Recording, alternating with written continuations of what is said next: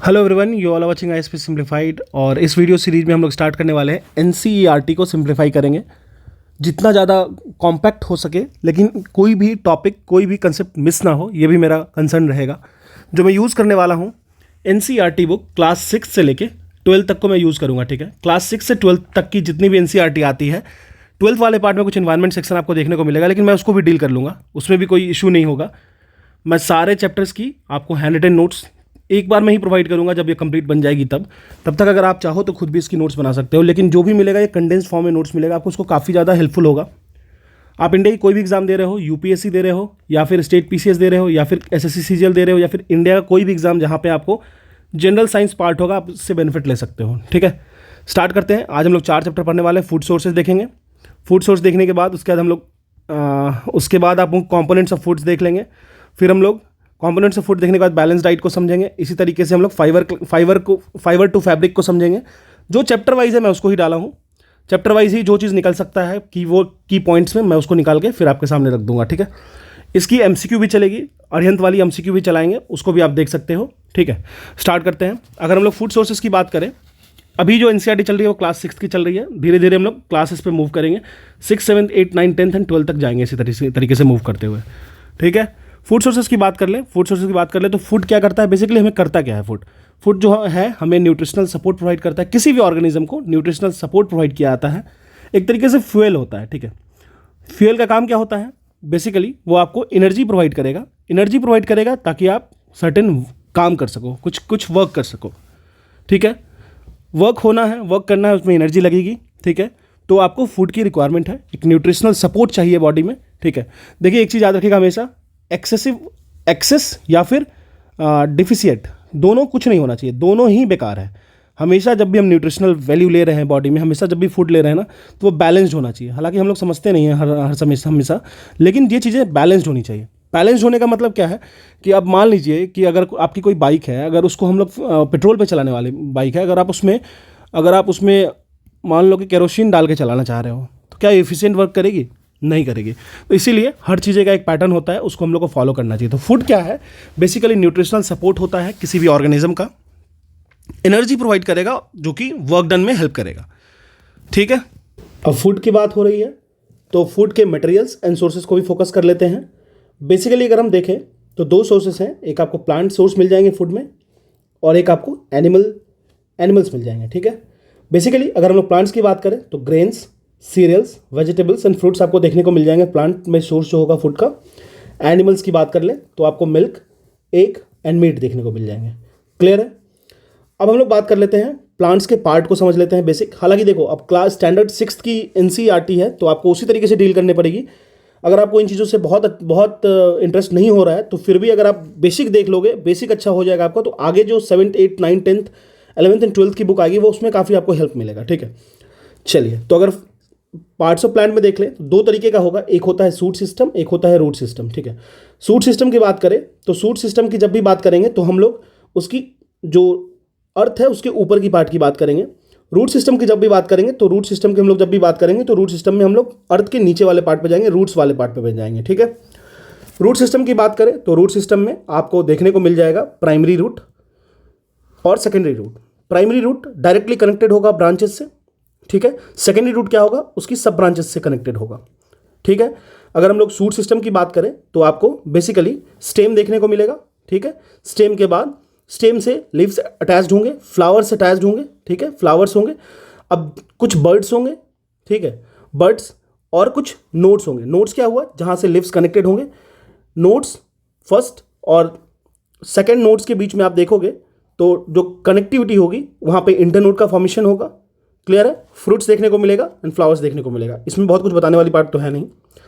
अब हम लोग समझते हैं, जो भी पॉइंट मुझे मिला है मैं इसको अलग से सेग्रीगेट करके लिख दिया हूँ ताकि कुछ भी पॉइंट छूटे ना। यहाँ से एक क्वेश्चन बनता है, आपको पीसीएस में देखने को मिलेगा कि किस चीज़ का एडिबल पार्ट्स होता है। अगर हम लोग बात करें सीड, किसकी सीड को आप खाते हो, वो है राइस, पीस, ग्राउंडनट।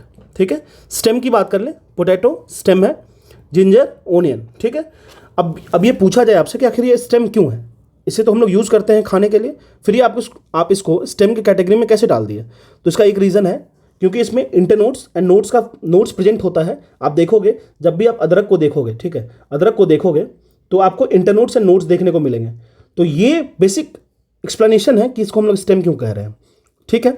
फिर रूट्स की बात कर लेते हैं। वैसा प्लांट, वैसा एडिबल पार्ट जिसमें हम लोग रूट्स को कंज्यूम करते हैं वो है कैरेट, स्वीट पोटैटो, ठीक है, beets, radish and turnips.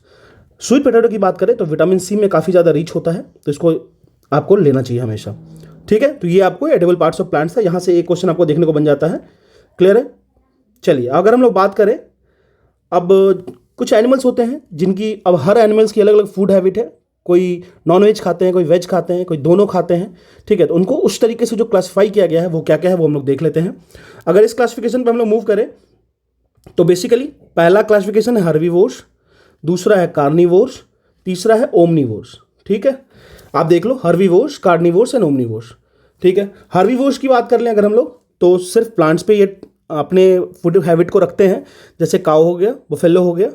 Carnivores की बात कर लें जो सिर्फ एनिमल्स पे को कंज्यूम करते हैं, जैसे लायन हो गया, वुल्फ हो गया, ठीक है। ओमनीवोर्स की बात कर लें तो ये आपको बेसिकली प्लांट्स एंड एनिमल्स दोनों के कंज्यूमर होते हैं, जैसे हम लोग ह्यूमन बींग हो गए, डॉग हो गया, ठीक है। ये चीज़ बेसिक है, हर्बीवोर्स, कार्निवोर्स, ओमनीवोर्स, ये एनिमल का क्लासिफिकेशन था as per their food habit. अब हम लोग मूव करेंगे कॉम्पोनेंट्स ऑफ फूड। आखिर फूड का कॉम्पोनेंट क्या होता है? फूड का जो बेसिक होता है, बहुत सारे स्पेशल पर्पस होते हैं न्यूट्रिशनल रिक्वायरमेंट को फुलफिल करने के लिए। न्यूट्रिएंट जो होता है बेसिक, वो सब्सटेंस होता है फूड में जो हमारे बॉडी को फंक्शन करने में हेल्प करता है। फिर से बता रहा हूँ, न्यूट्रिएंट वो चीज़ें होती हैं बॉडी में जो कि आपके बॉडी को फंक्शन करने में हेल्प करेगा, बॉडी को फंक्शन करने में हेल्प करेगा। जैसे मान लीजिए कोई एक मशीनरी है, उसको फंक्शन करने के लिए कुछ ना कुछ फ्यूल चाहिए, मेंटेनेंस चाहिए, फिर उसकी वियर एंड टियर चेक करना होगा, बॉल एंड बेयरिंग्स चेक करना होगा, ये सारी चीज़ों को आपको वेल मेंटेन रखना होगा, ग्रीजिंग करना होगा समय समय पे। तो यही चीज़ न्यूट्रिएंट्स का काम होता है हमारे बॉडी में। मेजर न्यूट्रिएंट्स की बात कर ले तो कार्बोहाइड्रेट्स, ये काफ़ी इंपॉर्टेंट पॉइंट हो जाता है। Carbohydrate, protein, fats, vitamins and minerals, ये याद रखिएगा, ये मेजर न्यूट्रिएंट्स होते हैं। अब देखिए यहाँ से एक क्वेश्चन बहुत सॉलिड एनसीईआरटी में बॉक्स में दे रखा था, उसको मैंने यहाँ पे पिन किया है। बेसिकली जो न्यूट्रिएंट्स होता है ना हमारे फूड में, उसको हम लोग टेस्ट कैसे करते हैं? मतलब अगर किसी भी फूड में कार्बोहाइड्रेट्स है, प्रोटीन है, फैट्स है, तो उसको हम लोग डिसाइड कैसे करेंगे कि हाँ इस फूड में कार्बोहाइड्रेट प्रेजेंट है, that is starch and sugar present है, प्रोटीन प्रेजेंट है, फैट प्रेजेंट है। तो यहाँ से एक क्वेश्चन अगर बनेगा तो वो अच्छा लेवल का क्वेश्चन होगा। ध्यान रखिएगा, कार्बोहाइड्रेट अगर रहता है किसी फूड में, उसको टेस्ट करने के लिए हम लोग 2 से 3 ड्रॉप लेते हैं डाइल्यूट आयोडीन का। याद रखिएगा, 2 से 3 ड्रॉप्स लेते हैं डाइल्यूट आयोडीन सॉल्यूशन, फूड पे लेंगे जो फूड को टेस्ट करना है।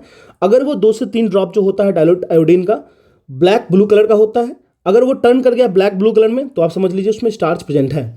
तो if you want to know whether a food contains the starch and sugar और carbohydrate, you can say takes 2 to 3 drops of dilute iodine solution on food, and then if the food turns blue black color then there is a presence of starch in it।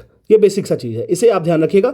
तो आपको बस क्या याद रखना है, carbohydrate के लिए हम लोग आयोडीन टेस्ट करते हैं, बस इतना ही ध्यान रखना है। अगर इतना ध्यान रख लिए तो काफ़ी अच्छी बात है, ठीक है। यहाँ से एक क्वेश्चन बनेगा। फिर अगर हम लोग बात किए प्रोटीन की, प्रोटीन टेस्ट करने के लिए आपको, ये वेरी इंपॉर्टेंट है, आपको ध्यान रखना होगा, 2 ड्रॉप आपको कॉपर सल्फेट लेना होगा, 2 ड्रॉप आपको कॉपर सल्फेट लेना होगा, और लगभग 10 ड्रॉप्स के अकॉर्डिंग आपको कास्टिक सोडा लेना पड़ेगा, NaOH लेना पड़ेगा, ठीक है। तो यहाँ पे क्या होगा, जब प्रोटीन को आप प्रोटीन वाले फूड को उसमें डालोगे तो वो वायलेट कलर में टर्न कर जाएगा, वायलेट कलर टर्न कर जाएगा। ये आपको ध्यान रखना है। प्रोटीन की टेस्टिंग के लिए 2 drop of copper sulphate, 10 drop of caustic soda लेते हैं, ये एकदम ध्यान रख लीजिएगा, ठीक है। अगर हम लोग फैट्स की बात करते हैं, देखिए फैट्स टेस्ट करने के लिए तो आपको पता ही है, बेसिकली हम लोग फैटी फूड को लेते हैं, पेपर में रैप किए, पेपर में लपेटे, उसमें अगर ऑयली पैच बन गया तो वो उसमें फैट है, ठीक है। तो आप समझ लो कितना फैट कंज्यूम कर रहे हो। तो ये टेबल काफ़ी इंपॉर्टेंट है, ठीक है, इसको आप स्किप नहीं कर सकते हो। एटलीस्ट कार्बोहाइड्रेट एंड प्रोटीन की बात तो आप नहीं नेगलेक्ट कर सकते हो। चलिए अब हम लोग मूव करते हैं। बेसिकली हम लोग बेसिक न्यूट्रिएंट्स के रोल को समझेंगे और उसके सोर्सेज को समझेंगे यहाँ पे। क्लियर है? तो बेसिक समझते हैं। देखिए क्लास 6 की NCERT है, तो आपको उसी स्टैंडर्ड की चीज़ें मिलेगी, लेकिन यहाँ से जो फैक्ट फिगर मिलता है ना, वो आपको एग्जाम में डायरेक्टली देखने को मिलता है, इवन यूपीएससी में देखने को मिल जाएगा आपको, ठीक है। तो न्यूट्रिएंट्स अगर हम लोग कार्बोहाइड्रेट की बात करें तो इसका रोल क्या होता है, मेनली रोल होता है इसका आपको एनर्जी प्रोवाइड करेगा, ठीक है। और सोर्सेज क्या होते हैं इसके, potato, sugarcane, mango, wheat, rice, bajra and मेज। व्हीट, राइस, बाजरा एंड मेज भी आपको एनर्जी प्रोवाइड करता है, और न्यूट्रिएंट्स जो कार्बोहाइड्रेट है उसका सोर्स ये सब है। फैट्स की बात कर ले, ये एनर्जी प्रोवाइड करता है, और इसकी जो एनर्जी होती है वो कार्बोहाइड्रेट से भी ज़्यादा एनर्जी प्रोवाइड करता है ये। बेसिकली अगर हम लोग प्लांट प्रोडक्ट्स की बात करें तो ग्राउंडनट, नट्स एंड टील में आपको फैट्स देखने को मिलेगा। एनिमल प्रोडक्ट की बात कर ले तो egg, fish, meat, ghee and milk में आपको देखने को मिलेगा, ठीक है। प्रोटीन्स की बात कर लेते हैं। बेसिकली प्रोटीन जो होता है वो बॉडी में स्टोर नहीं होता है, यूरिनेशन के थ्रू भी निकल जाता है, ये आपको पता होगा। तो हमें इसको डेली के लिए कुछ ना कुछ कंटेंट में, थोड़े थोड़े कंटेंट में चाहिए होता है प्रोटीन। बेसिक काम क्या होता है प्रोटीन का, या बॉडी बिल्डिंग फूड्स कहते हैं इसको, या आपके बॉडी को स्ट्रक्चरली परफेक्ट बनाता है, हेल्प करता है बॉडी को अच्छे से ग्रो करने में, ठीक है। प्लांट की बात कर लेते हैं। सोर्सेस में प्लांट देखिए, तूर दाल में मिलेगा, ग्राम में मिलेगा, पीज में मिलेगा, सोयाबीन में मिलेगा प्रोटीन। एनिमल प्रोडक्ट्स में बात कर लेते हैं, एग, फिश एंड मीट में मिलता है, ठीक है। विटामिन्स की बात कर लेते हैं। बेसिकली विटामिन्स जो होता है वो हमारे बॉडी को डिजीज के अगेंस्ट प्रोटेक्ट करता है, और हमारे बॉडी में जो जैसे आइज हो गए, गम्स हो गए, बोन्स हो गए, टिथ्स हो गए, इसको हेल्दी रखने में हेल्प करता है, ठीक है। जैसे विटामिन सी हो गया, विटामिन ए हो गया, विटामिन के हो गया, विटामिन ई हो गया, ये सारी चीज़ें आपको मदद करता है आपके बॉडी को सुंदर दिखने में, eyes, gums, bones, teeth healthy दिखने में, स्किन अच्छा दिखेगा विटामिन्स का अच्छे से यूज़ करोगे तो। विटामिन ए की बात कर लेते हैं। यह हमारे स्किन को और आइज़ को हेल्दी रखता है। नाइट ब्लाइंडनेस इसकी डिफिशियंसी से होती है। अब इसकी सोर्स क्या क्या है? पपाया, आप इसको बॉडी में ला सकते हो, फुलफिल कर सकते हो। Carrot, mango, milk, fish oil, ठीक है।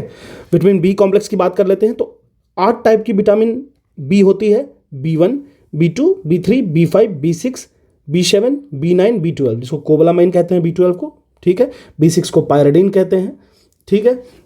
इसी तरीके से आपको 8 टाइप होती है विटामिन बी की। बेसिकली ये हेल्प करता है सेल के मेटाबॉलिज्म में और synthesis of red blood cell में। याद रखिएगा, रेड ब्लड सेल में सिंथेसिस में मदद करता है। अगर हम लोग आरबीसी की बात कर लेना तो ये बेसिकली बनता कहाँ है? आपको बोन मैरो में बनता है, ठीक है। और अगर कोई बेबी है ना, जो बेबी अगर बहुत ही छोटा है तो उसके लीवर में भी फॉर्मेशन होता है इसका, ठीक है, ध्यान रखिएगा। अगर इसकी सोर्स की बात कर लें, वीट, राइस एंड लीवर में आपको ये एज ए सोर्स मिलेगा vitamin B complex.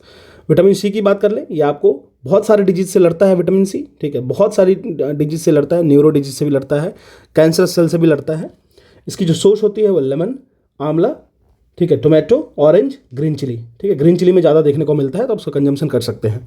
Vitamin D की बात कर लें, calcium for bones and teeth, ठीक है। एग्स में मिलता है, फिश में, फिश लीवर में मिलता है, मिल्क में एंड सनलाइट में मिलेगा आपको, ठीक है।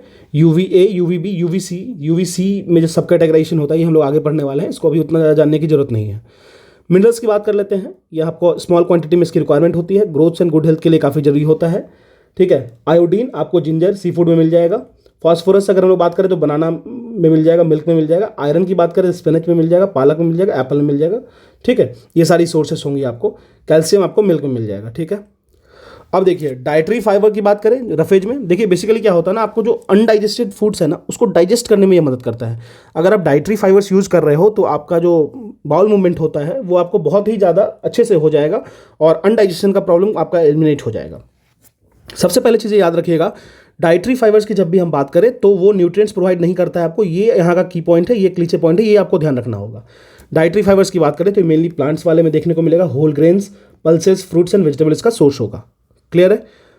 ये यहाँ तक हो गया। अभी तक हम लोगों ने बेसिक चीज़ों को समझा है, बहुत ही बेसिक चीज़ें हैं, लेकिन ये आपको एग्जाम में देखने को मिलेगा इंडेप्टिवली। अगर आप इस चीज़ पे नहीं फोकस करोगे तो आप कहीं ना कहीं एग्जाम में कुछ ना कुछ गलती करके आते रहोगे। आपको लगेगा पता नहीं क्या है ऐसा, मैं तो बहुत कुछ पढ़ लिया, पूरा घटना चक्र लगा लिया, लेकिन कहीं ना कहीं कुछ मिस हो रहा है। वो यही मिस हो रहा है। एनसीईआरटी के जो की पॉइंट्स होते हैं उसको हम लोग निकाल के रख लेते हैं आप साथ में। बैलेंस डाइट की बात करें, देखिए मैंने आपको ऑलरेडी बताया, बहुत कम बहुत ज़्यादा भी नहीं, ठीक है। बहुत ज़्यादा माल न्यूट्रिशन की बात करें तो बहुत ज़्यादा से भी माल न्यूट्रिशन हो जाता है, ठीक है। बैलेंस डाइट की बात करेंगे तो राइट क्वांटिटीज़ होना चाहिए, प्लस गुड अमाउंट में होना चाहिए, प्लस वाटर होना चाहिए, ठीक है। अब देखिए कुछ विटामिन है उसके डिफिशियंसी और सिम्टम्स को हम लोग समझते हैं। उसकी डिफिशियंसी होती है तो कौन सी डिजीज होती है और उसमें सिम्टम्स क्या दिखता है आपको। विटामिन ए की बात करें तो आपको विजन लॉस दिखेगा, पुअर विजन रहेगा, नाइट ब्लाइंडनेस देखने को मिलेगा, विजन लॉस आपको बहुत ज़्यादा कुछ समय के बाद विजन लॉस भी दिखने को मिल जाएगा। विटामिन B1 की बात कर लें तो यहाँ इसके डिफिशियंसी से बेरी होती है, मसल्स वीक हो जाएंगे, एनर्जी हमेशा कम फील होगा, ठीक है। विटामिन सी की बात कर लें, ठीक है, तो इसमें स्कर्वी होता है आपको, इसके डिफिशियंसी से स्कर्वी होता है। Bleeding gums, wound takes longer time to heal, मतलब आपका जो भी वुंड्स होगा वो बहुत टाइम लेगा इसको हील करने में। अगर विटामिन डी की बात कर ले तो रिकेट्स होता है इसकी डिफिशियंसी से, बोन्स सॉफ्ट एंड बेंड करेगा, ठीक है।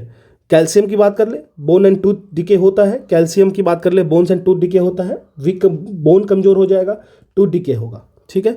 आयोडीन की बात कर ले तो आपको ग्वाइटर होगा, ग्वाइटर गले का घेक कहते हैं। ग्लैंड्स इन नेक हो जाएगा, मेंटल डिसेबिलिटी भी होती है इससे बच्चों में। आयरन की अगर कमी हो जाए तो हेमोग्लोबिन, बेसिक्स का हेमोग्लोबिन में कमी देखने को मिलेगा। अनीमिया हो जाता है, खासकर वुमेन्स को बहुत ज़्यादा होता है। वीकनेस 24 घंटा लगेगा। मतलब क्या होता है ना, हीमोग्लोबिन करता क्या है, हीमोग्लोबिन करता क्या है कि ऑक्सीजन को कैच करके ब्लड में डिजॉल्व करा के ब्लड में भेजता है। और अगर O2 डेफिशिएंट हो गया, ब्लड O2 डेफिशिएंट हो गया ना, तो हमेशा आदमी वीक वीक फील करेगा। ठीक है, ऑक्सीजन की कमी हमारे बॉडी में रहेगा तो हमारा बॉडी फंक्शनल ठीक से नहीं कर पाएगा, हमेशा वीक वीक जैसा फील होगा। ठीक है, तो ये सारी पॉइंट हो गई। अब हम लोग आगे मूव करते हैं अपने तीसरे चैप्टर पे, क्लास 6 के फाइबर टू फैब्रिक। किस तरीके से फाइबर से फैब्रिक की तरफ मूव करते हैं हम लोग। ठीक है, फैब्रिक कौन कौन सी होती है, कॉटन होती है, वूल होती है, सिल्क होती है, सिंथेटिक फाइबर होती है। ठीक है, अगर हम लोग फाइबर की क्लासिफिकेशन को देखें तो दो तरीके का होता है, एक नेचुरल फाइबर होता है, एक मैनमेड फाइबर होता है। नेचुरल फाइबर आपको एनिमल से भी मिल सकता है, प्लांट से भी मिल सकता है। एनिमल की बात कर लें तो हेयर से भी ले सकते हैं, जो कि वूल हो गया एग्जाम्पल। अदर्स आपको सिल्क भी हो जाएगा। बॉम्बेक्स मोरी से लेते हैं ये। ठीक है, बॉम्बेक्स मोरी से लेते हैं। ठीक है, मलबरी ट्रीज पे आपको देखने को मिल जाएगा ये। प्लांट्स की बात कर ले तो सीड्स आपको कॉटन यूज़ कर लेंगे। फिर फ्रूट्स आप कोयर यूज़ कर सकते हैं। कोयर मतलब क्या होता है, वो नारियल के ऊपर का छिलका होता है, इससे आप रस्से भी बना सकते हो, फिर आप थ्रेड्स भी बना सकते हो। इनर बाग को भी यूज़ कर सकते हो, जैसे हेम्प हो गया, जूट हो गया। जूट की बात कर लेते हैं। अगर हम लोग पूरे इंडिया में बात करें, पूरे वर्ल्ड में बात करें जूट की, तो पहले नंबर पे आपको देखने को बांग्लादेश मिल जाएगा। हालांकि वो इंडिया का ही पार्ट था, तो वहाँ पे आपको बहुत ज़्यादा सेटअप था जूट का। फिर इंडिया की बात कर लेते हैं। इंडिया में अभी वेस्ट बंगाल टॉप पे है, फिर बिहार में जूट की बहुत ज़्यादा वो आपको देखने को मिलेगी। जूट के लिए पानी बहुत ज़्यादा चाहिए। जूट में क्या होता है, स्टेम को बहुत दिन तक पानी में छोड़ते हैं, फिर उसके बाद स्टेम को फिर हम लोग सिंथेसाइज करते हैं जूट को। ठीक है, चलिए अगर हम लोग कॉटन प्लांट्स की बात कर ले तो ये ब्लैक सॉइल पे होता है। ब्लैक सॉइल जहाँ पे क्लाइमेट वार्म होता है, इसको ब्लैक सॉइल को हम लोग और भी क्या कहते हैं, रेगुर कहते हैं। ठीक है, महाराष्ट्र गुजरात वाले रीजन में आपको देखने को मिलेगा। मैनमेड बात कर लेते हैं। सिंथेटिक भी हो सकता है, आर्टिफिशियल भी हो सकता है। सिंथेटिक में दो तरीके का, ऑर्गेनिक, इनऑर्गेनिक। ऑर्गेनिक में एक्राइलिक, पॉलिस्टर, नाइलॉन, और इनऑर्गेनिक में मेटल्स एंड ग्लास का यूज़ कर सकते हैं। आर्टिफिशियल में रेयॉन एंड एसीटेट भी यूज़ कर सकते हैं। इसी तरीके से अगर हम लोग बात करें जूट की, मैंने ऑलरेडी बताई आपको, स्टेम को यूज़ करते हैं। रेनी सीजन चाहिए, वेस्ट बंगाल एंड बिहार एंड असम में होता है। हार्वेस्ट किया जाता है फ्लावरिंग स्टेज में ही। स्टेम को पानी में रखा जाता है कुछ दिन के लिए, फिर इसमें से रेशे निकाले जाते हैं। ठीक है, बिहार में खासकर कोशी वाला जो रीजन है ना, वहाँ पे आपको ये बहुत ज़्यादा देखने को मिलेगा। अब देखिए कॉटन रोल से किस तरीके से हम लोग फाइबर निकालते हैं। तो कॉटन रोल्स जो होता है ये एनसीईआरटी में आपको एक बॉक्स में दे रखा है, तो इसको मैंने यहाँ पे रिप्रेजेंट कर दिया है। कॉटन रोल्स को पहले गिनिंग करते हैं। गिनिंग करने का मतलब होता है उसमें से सीड्स को अलग करेंगे, सीड्स को रिमूव करेंगे जो भी कॉटन रोल से होगा। फिर वो फाइबर की तरह हम लोग उसको, फाइबर जो बनेगा उसको स्पिनिंग करेंगे। स्पिनिंग करके एक यार्न निकालेंगे, थ्रेड्स निकालेंगे। अब यहाँ से दो तरीका होता है बनाने का, एक होता है निटिंग, एक होता है निटिंग, एक होता है वेविंग। निटिंग में हम लोग सिंगल यार्न का यूज करते हैं, वेविंग में हम लोग एक से ज़्यादा यार्न का यूज करते हैं। निटिंग मतलब एक ही यार्न को हम लोग घुमा घुमा के दूसरे तरीके से ऐड करेंगे। और अगर हम वीवी की बात कर लेंगे तो दो अलग अलग थ्रेड्स को हम लोग जोड़ने की कोशिश करेंगे। ठीक है, अब चलिए, तो यहाँ से सिर्फ एक दो पॉइंट आपको याद रखना है, ginning, spinning and knitting and weaving. ये चार पॉइंट को आपको दिमाग में रखना है कि आखिर ये होता क्या है। ठीक है, फाइबर्स की बात करें तो केमिकल सब्सटेंस अगर यूज़ करके बनाते हैं तो वो सिंथेटिक फाइबर्स होते हैं, जैसे पॉलिस्टर हो गए, नाइलॉन हो गए, एक्राइलिक हो गए।